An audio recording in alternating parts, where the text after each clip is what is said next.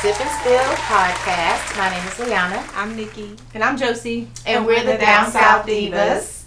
Tonight we're going to sip and spill about something a little serious. We're talking about health disparities in the Black community. Pretty much, like, why is it that African Americans are leading the death rate in pregnancy and high blood pressure, heart disease, and diabetes?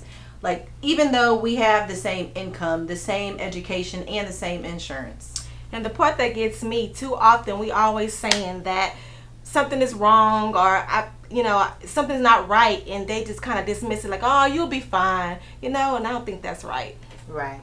Absolutely. This is agreed. So this is a much needed conversation that we're going to have, and we're so happy to have our special guest, Dr. Robinson, here tonight. Thank you for having me. I appreciate it. Yes, she's an OB-GYN here Yes. in the League City area. So could you please just tell us a little bit about your background, how you got started, how long you've been doing this? Yeah, so I actually was born on the island. For those that don't know what that means, that I was born in Galveston, Texas, actually at UTMB. And then I graduated salutatorian there, and then went on to Baylor, where I got a bachelor's of arts in Bachelor of Arts in biochemistry and a minor in medical humanities. And then I went on to medical school at UTMB and residency as well in OB-GYN. And so since then I've been practicing in the area, in the Webster League City area. And I absolutely love what I do. As an obstetrician gynecologist, I take care of women in all areas of life, typically from adolescence all the way until their elderly age. So I take care of women in their well care, and which is preventive care, which is a big part of the discussion that we're having tonight. Mm-hmm. Also in childbirth, and I perform surgeries like hysterectomies for women who have problems with their cycle. So a very large range of things that are done in the OB-GYN world, and I absolutely love what I do. Yes. Okay. So it's awesome to have you here today. Thank you. So we are definitely happy to have you here, but let's start with the big question.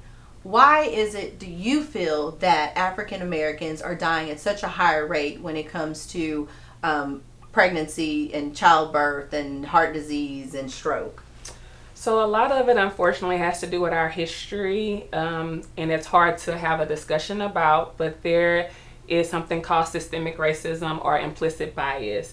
And basically that means that by the history of who we are as a people, we have not been heard in many facets or areas of life. And so when we go to the doctor, in some sense, a lot of doctors feel that our discussion of how we're feeling is like not correct, right? So that you don't know your own body, or they basically kind of just dismiss you. And I'm not saying all of my colleagues do, but there are or have been instances where that has occurred. Yeah. Mm-hmm. And so, when patients are in pain or they know something's going on, ultimately sometimes they're not heard, right? And those symptoms are dismissed. So that's a big part of the issue. But another part of the issue is still access to care.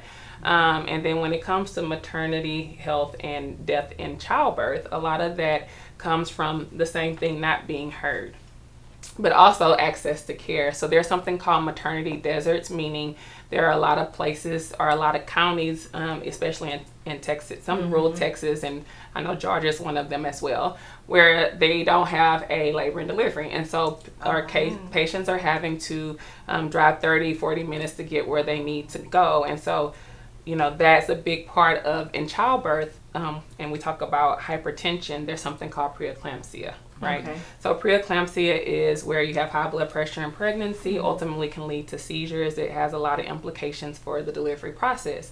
With us having a baseline high blood pressure, that puts it at a higher risk, right? And so to get to the hospital quickly, if your blood pressure is higher, you're having headaches, that kind of thing, if you're 30, 40 minutes out, sometimes that 30, 40 minutes makes a difference. Can mean life. Yeah, right. It can mean life. And so, ultimately you try to get someone to the hospital as fast as you can, but that doesn't always work that way. Okay. So that's a lot of the reasons. So access to care and implicit or systemic racism that is in the long history of our lineage as Black people. But there is also the fear of going to the doctor, right? So we also have that. Just Dr. Robinson's touching on a everything. lot of our... Tell me where I stop. Oh Lord, I'm just going. She's a professional. She's in this. She's like, I can tell you that was my question. Well, go ahead and edit that. Ask the question, and then you edit it how you need to edit it. That was good, though. Yeah, But you know, I love this because of the compassion. You have so much compassion behind what you do. Yeah. Is that you're able just to say, this is what I think it is, this is what I've seen, and you're able just to elaborate so loosely on it, which is great. But I mean, like, gosh, you're like talking about, Right, because that's what I wanted to ask. Well, tell me about as far it. as the access What of was care. your question? That's what I was going to ask. The access of care, and or do you think it's biases when it comes to disparities in childbirth? Because it's a lot of women, like, they feel like I can't, like you said, I can't get there, or when you get there, the biases, that's, you know, the opinions that people think, oh girl, you okay, you all right, just go sit down, you know. We'll get with you in a minute. Yeah. So that was one of my questions, but you kind of hit it right on the nail. Yes, but you know, ultimately, still, access to care is a big problem, and it's not only on our side, but also on the physician side or nurse practitioner side, right? All the healthcare providers, meaning that there are just not enough of us to cover, right? And then when we talk about those maternity deserts, a lot of those doctors are being, you know, pulled to other areas, and that leaves those women without being able to be cared for in those areas. And so, you know, that's one thing. And then insurance, unfortunately, is another thing, which, you know, ultimately we'll see how all this goes soon.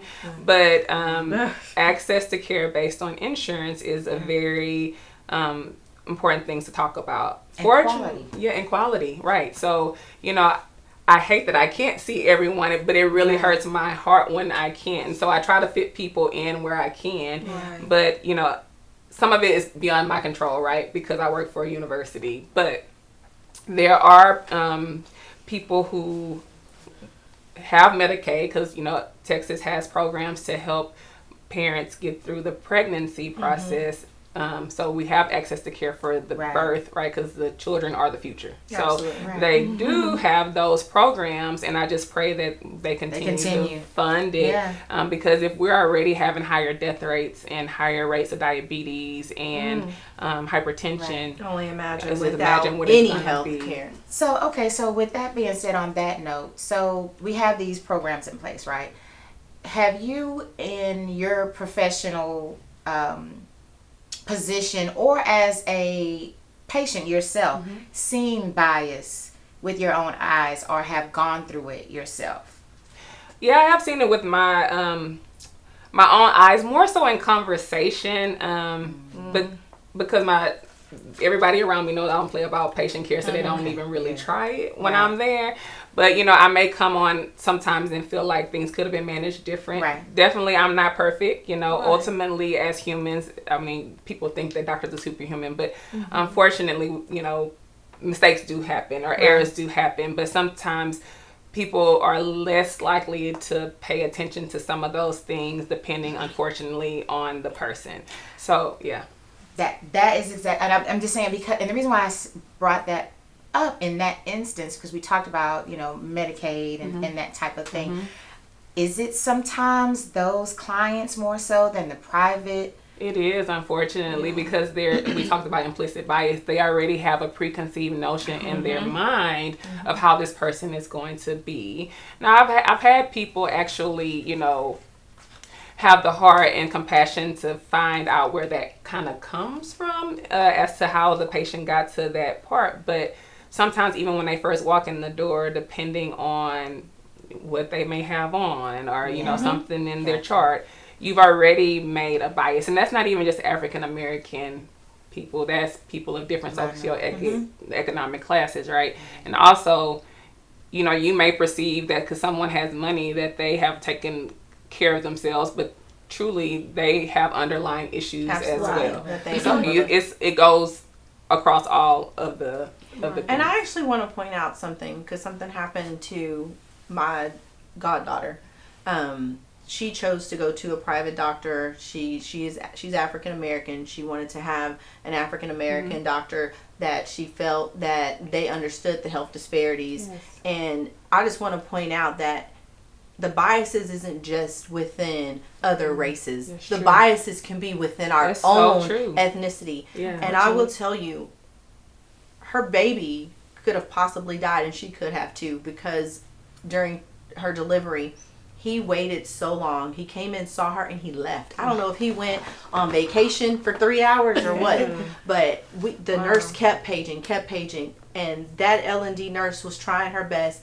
The baby was ready, but his head was way too big. She needed an episiotomy. Yeah. It was hours. She suffered for so long. Oh, no. So long. And all she can think is like, I chose him. I didn't go to For this UTMB. I chose him purpose. so that he could be here for me. Right. I was heated. I was there. I'm like going through the halls trying to figure out where he's at. I went to the Yeah. parking lot trying to find him. He was nowhere to be found. Oh, He came man. in as if he just came back from a picnic. He was like, hi, like came in all jiffy, like she's been in pain For that and amount of time. yes, baby was ready, and he had to end up. He did a quick episiotomy, but it was, why did she have to suffer For that long? Yeah. You know, Yeah. and why did you get so many pages? And the didn't first do 2 anything pages he about it. called back, Right. and he said he'd be there shortly. Yeah. Hours later, Yeah. he finally shows up. And so in those instances, you know, we're supposed to have a backup system. I don't know what happened in that scenario, but a lot of times, still the issue of not enough of us. We're taking care of labor and delivery. We're taking care of the ER, all the things. So he could have, given grace, been doing something else. That doesn't excuse the fact they could have called the backup, but some hospitals don't necessarily have that available. But what is changing some is hospitalist work. So there's always supposed to be a hospitalist in the hospital that is there to take care of those type of emergencies. And then the other thing, which is I'm grateful for in the world of OB-GYN, is like you literally used to be there all the time. You lived in the hospital because you were delivering patients and really didn't get a break. And so that contributes to burnout. Yes. But also it contributes to not the best patient care. So it used to be, which things have changed now, some of us would do 24-hour calls and then still go to clinic the next day. So that's 36 hours that you're awake. Now, sometimes things are quiet and you actually do get to sleep, but there used to be times where you didn't. And so I had to let go the reins of always being available for the delivery aspect, because I have to ultimately tell you, hey, I would love to be here and I want to be here. Trust me, I do. But at a point, if someone's too tired to have the right thinking, you also have to step aside and say, no, I'm not in the right state of mind. Let me pass this on to my colleague who is who's more, awake and alert and can get through the things that need to be shifted through. But we push through and we get it done. It's just our nature as OB-GYNs, like, it's just what we've been built to do. But I do agree that there are some of my colleagues that don't necessarily take things seriously, but are some of that comes from burnout. Yes. Yeah. I understand that. Nurses, I think we understand burnout. Yes. I'm happy I'm not in the hospital system anymore. Yeah, Sorry. it's a lot of burnout. Yeah. Okay, so I know we've touched so many different things, but Nikki kind of said something earlier about it. What do you think about, like, when a woman or anyone of African American or any minority really, they come in and they say, something's just not right with my body. I'm just not, I don't know what exactly it is, but they get dismissed. So where is this coming from? Because that kind of even goes to the pain, because there's all this research that's been showing that African Americans don't feel pain the same way. Incorrect. Or why do you believe that they don't feel like? Why do they feel like they don't believe that something feels off when they say that? Like, why do they feel feeling off, or I'm in pain, and they're being dismissed? It's literally it's implicit bias, because during slavery, and unfortunately there's so many, and that leads also to the mistrust component of things. But the history, unfortunately, of OB-GYN is a lot of slave women were tested on a lot of times without anesthesia. The surgeries were performed without anesthesia. So ultimately, as the time has gone on, of course we know that that's painful. Absolutely. But it's that in the back of the mind, they can't endure. They have a different kind of strength. You did it before. They got a different kind of strength. There you Y'all go. It's in your Okay, genes. yo, I'm gonna have to sip to this. Yes. That's that kind of pissed me off a little. Sometimes we start talking about slavery and I get really upset. So I didn't know you were gonna go there with that. I'm sorry, but it is a big part. But yeah, of it. that's really interesting to hear. But it feels like it's watered down because it could be worse. Right. But it's like you said. Ultimately, they feel like we have a different you just have that type of right. Yes. pain so that receptors. is the myth. So let's bust that myth. Right. We feel pain the same. Exactly. And then another part of that, if we really want to go there, as far as how we're looked at as a We're race. strong, we've black always women. All of this, yeah. really. We were considered, less than humans. Looked at differently. Yeah. So the empathy isn't there. Yeah. I feel. And for some people. They back in the day, if we want to talk about those days, they considered us, I can't remember the percentage, the fraction, but they were a percentage of less human nature, as if we came from apes or whatever. Right. And these people are looked at in a more empathetic way and sympathetic way and in a more caring way. These days, you can hear a lot of people say people care about a dog being run over more than they would care about, an African American going through something similar. Yeah. No, so that definitely is a lot of it, is that they feel that we have the strength to endure it, and we can do it because we are perceived to be so strong. Mm-hmm. Yeah. Okay, I can see that. But then also, what about the other side? You come in now.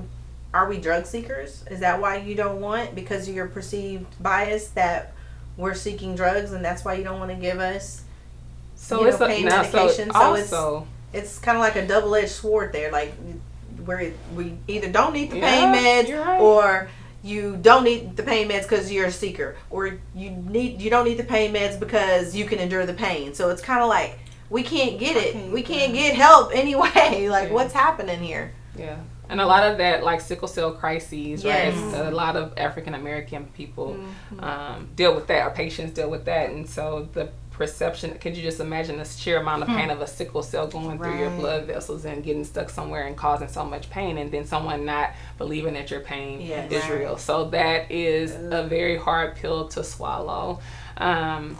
I would say the best approach when you feel uncomfortable with something is find a second opinion. If you feel like that physician, nurse practitioner, PA, whatever it may be, is not hearing you, then you always have the right to ask for a second opinion, right? And so in the hospital, there is something called patient advocate. Mm-hmm. So if you feel that you're not being heard or not being taken care of well, or something's being missed, you can call for a patient advocate. Mm-hmm. And they're actually, the insurance companies have them as well. But if you feel like care is not going in a way that is beneficial to you or your family member, then that's something that you should do. That, and then I would say specifically for our elderly population, have someone with them, because they, forget things sometimes.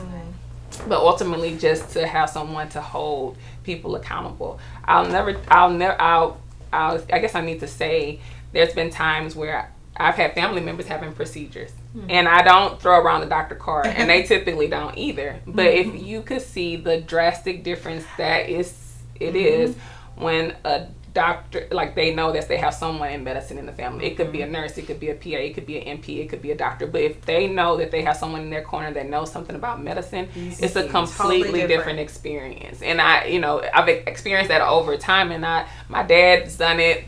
My grandma tell everybody, so she gonna make sure she's taken care of. But my dad doesn't like to throw that card, and I'm like, and it was something pretty serious. I'm like, Dad, why you didn't throw out the card? Well, I didn't want to bother you. And I'm like, no, bother me. That's what I'm here for. But back to, you see things going south, then you need to call me. I don't want to bother you.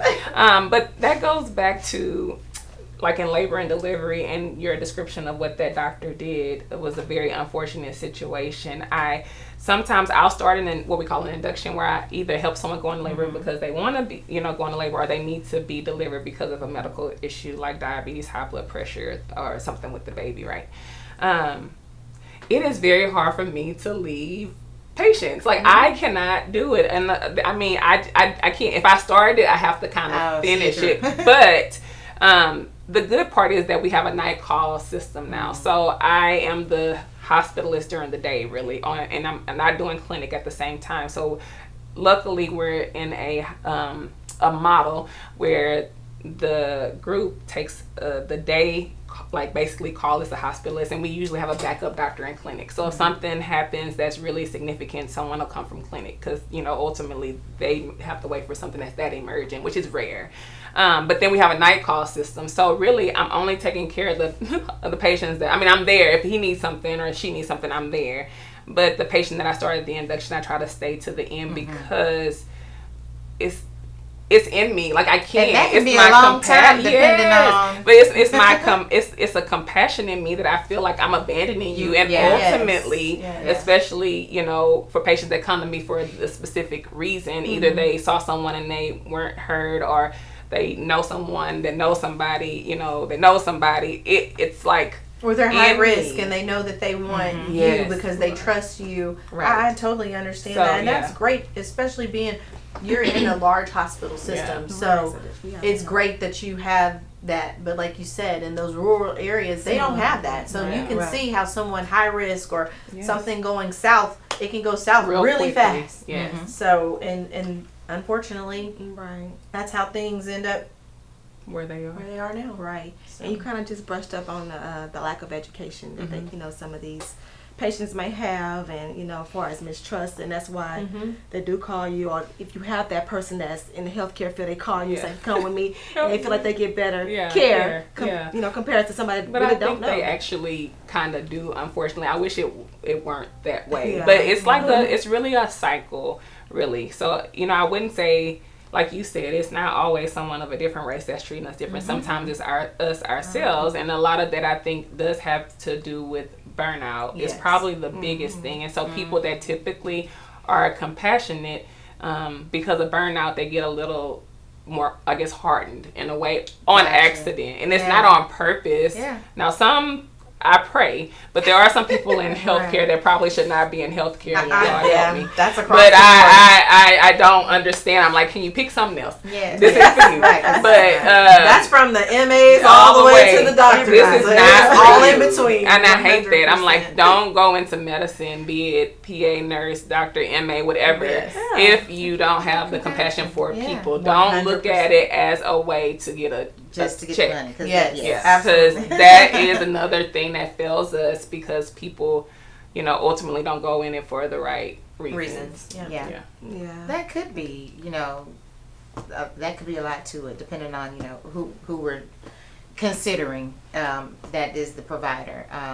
So what can doctors and nurses start doing to gain back the community's trust? That's good. What are some of your thoughts on that? So social media also makes this difficult, because there's already a lot of misinformation out there. You have no idea. And one day, which, fine, raspberry leaf tea dates and labor, whatever, this is the whole thing. But I had 3 young ladies in the same day say, well, this person on TikTok said I should do raspberry leaf tea and dates to go into labor. And so, ultimately, I'm not dispelling that, because, there are remedies outside of medicine that we just haven't proven are helpful. But I'm like, where you got that from? It's the same TikTok experience. And so it's gonna be a hard road, and it feels like we're going in the wrong direction. So we literally need to go back this way, and I mean about the potential disparities when it comes to insurance, the disparities about hospitals closing because they don't have the funding.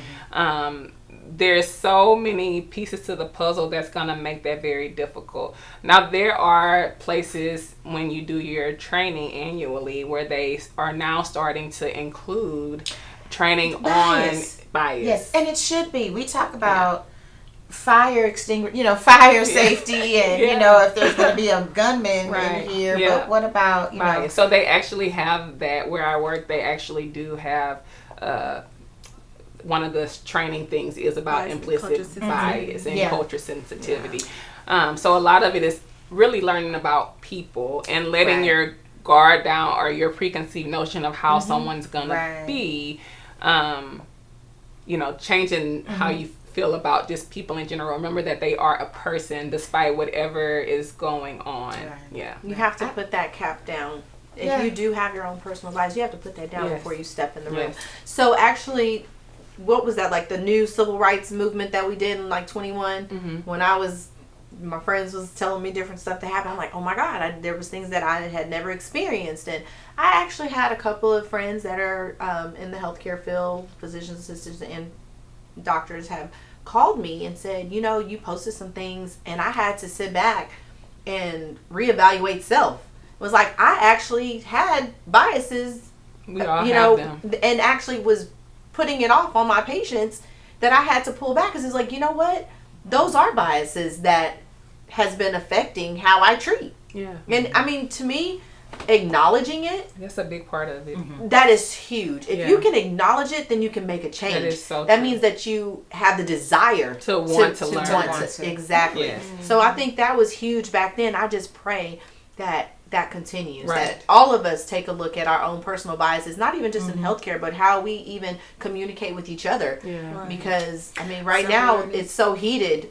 Everything's heated. So we need to try to put some cold water on some things. And I think it's still it goes back to why you're in medicine, because if you are in the healthcare profession to help people, I think it starts there.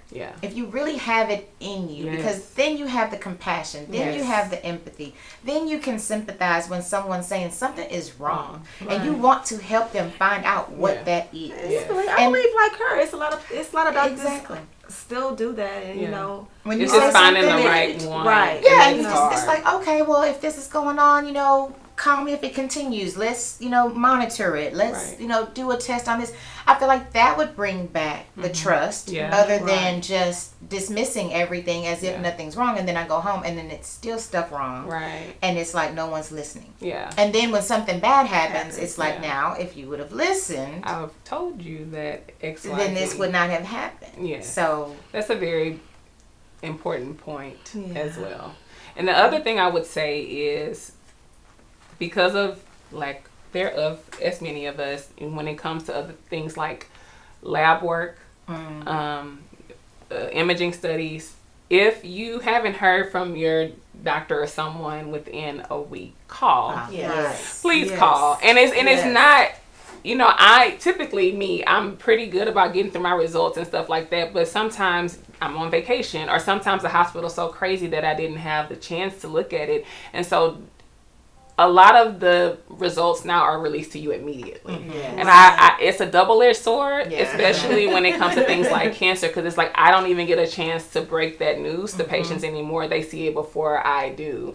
But I think sometimes patients put too much responsibility on the doctor, not in the sense that we shouldn't have it, but you need to call too. That's a part of why, it's there, and I know I did it. I kind of want to deal with it. I'll wait for them to tell me. So they're hoping no news is good. And a lot of times it is, but actually sometimes because there's so much going on and you're seeing so many patients in clinic and all this is going on in the hospital or you're in surgery, that you don't have time to get to the results in the timely fashion. That literally happened to me. I had an abnormal pap, and my paps are always normal prior to this one abnormal pap.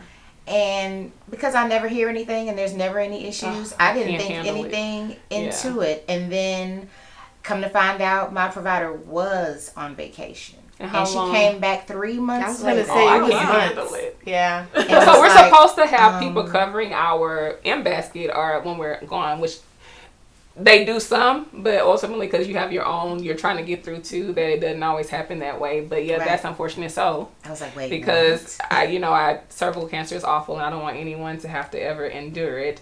I kind of keep a log, and that's just me, but I keep a log when it's due for you to come back. So I I will hunt you down Right, if I need good. to, at least to say, hey, it's time. Now, if you decide to not come, I have told you it's time, right? And so I've had a few patients like, dang, Dr. Robinson, I completely forgot. Like, thanks for calling me, right? So it's just, it goes to that baseline compassion thing. Like, I can't help myself, because ultimately I love it so much. And even when I'm like burnt out or tired, at the end of the day, they always say it's not work if you love it, if you're sure calling. And so I think for anything across the board, whatever you decide to do, make it be something that is your calling, because then it's not work and you can put your all into it. Oh wow. Yes. That's good. That's a good point.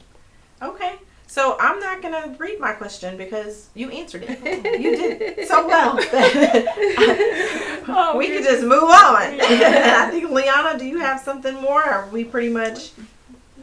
Well, my last thing is just, with everything you've seen, do you have hope for? I know you mentioned that it's kind of trending in the other way, but do you have hope that we can get over this hurdle and things can get better with our,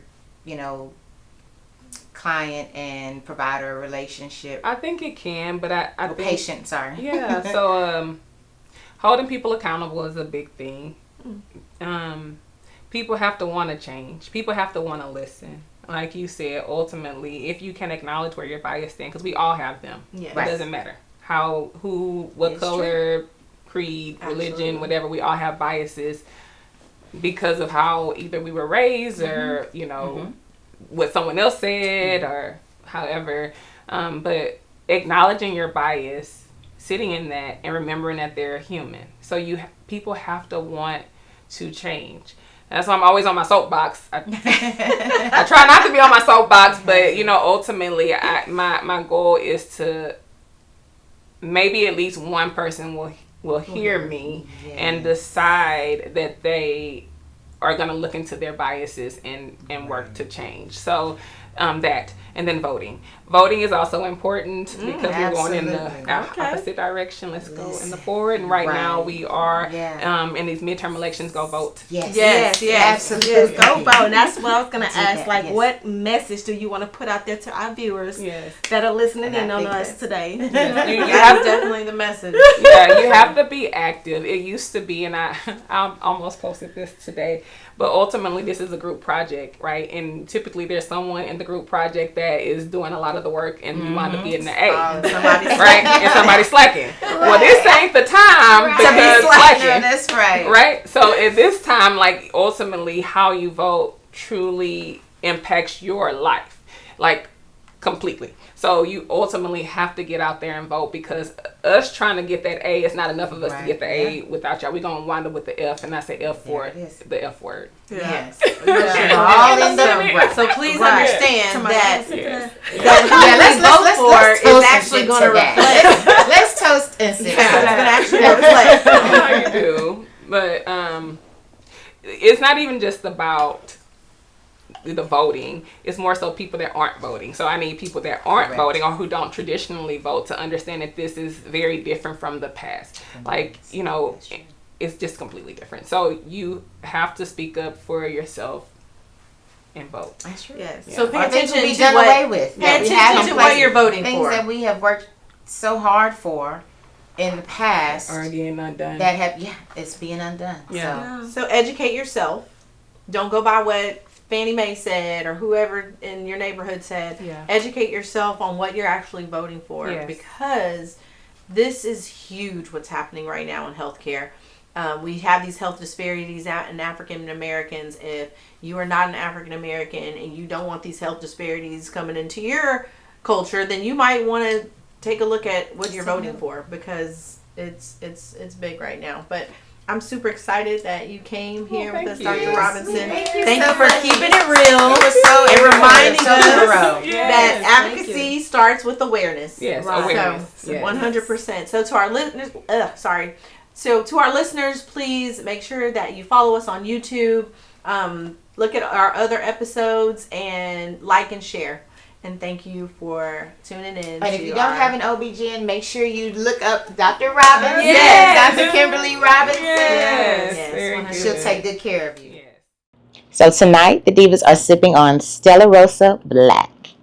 Get you a bottle at any of your local grocery stores or your liquor store. Have you a sip while we spill.